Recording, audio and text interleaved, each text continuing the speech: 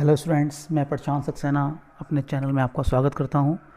आज हम पढ़ेंगे उत्तर प्रदेश लेखपाल भर्ती के लिए जो हम योजनाएं पढ़ रहे हैं उसमें से एक महत्वपूर्ण योजना है मनरेगा। महात्मा गांधी के नाम पर इसका नाम रखा गया है। हम इस योजना को आज पढ़ेंगे, मनरेगा, जो केंद्र सरकार की एक महत्वपूर्ण योजना है। इसका नाम है मनरेगा, महात्मा गांधी राष्ट्रीय ग्रामीण रोजगार गारंटी अधिनियम। इस योजना का पहले नाम नरेगा था, यानी राष्ट्रीय ग्रामीण रोजगार गारंटी अधिनियम। इस स्कीम को तैयार करने वाले जयद्रीज बेल्जियम में जन्मे हैं। वह एक अर्थशास्त्री हैं। भारत में अगस्त 2005 को संसद से नरेगा के संबंध में अधिनियम पारित हुआ। ग्रामीण रोजगार योजना का और अनाज योजना का इस योजना में विलय कर दिया गया। भारत में सबसे पहले इसे 2 फरवरी 2006 आंध्र प्रदेश के बांधावाली जिले के अनंतपुर गांव में शुरू किया गया। उस वक्त पीएम डॉक्टर मनमोहन सिंह जी थे। प्रारंभ में इसका संचालन 200 जिलों में हुआ। 1 अप्रैल 2008 में पूरे भारत में इस योजना का विस्तार हुआ। 2 अक्टूबर 2009 को इस योजना का नाम नरेगा से बदलकर मनरेगा कर दिया गया। जैसे मैंने आप लोगों को बताया था, हम पढ़ रहे हैं मनरेगा, लेकिन मनरेगा नरेगा का ही एक चेंज किया हुआ वो नाम है। तो नरेगा का नाम 2 अक्टूबर 2009 को मनरेगा कर दिया गया। इस योजना का उद्देश्य महत्वपूर्ण होता है। योजना का उद्देश्य ग्रामीण क्षेत्र से शहरी क्षेत्र की ओर पलायन को रोकना, ग्रामीण लोगों की क्रय शक्ति को बढ़ाना इस योजना का प्रमुख उद्देश्य रखा गया। प्रावधान: इस हर एक परिवार के वयस्क को जो कुशल या अर्धकुशल हो को 100 दिन का रोजगार देना।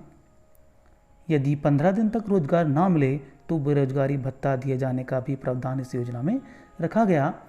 इस योजना के तहत महिलाओं के लिए 1/3 का आरक्षण रखा गया।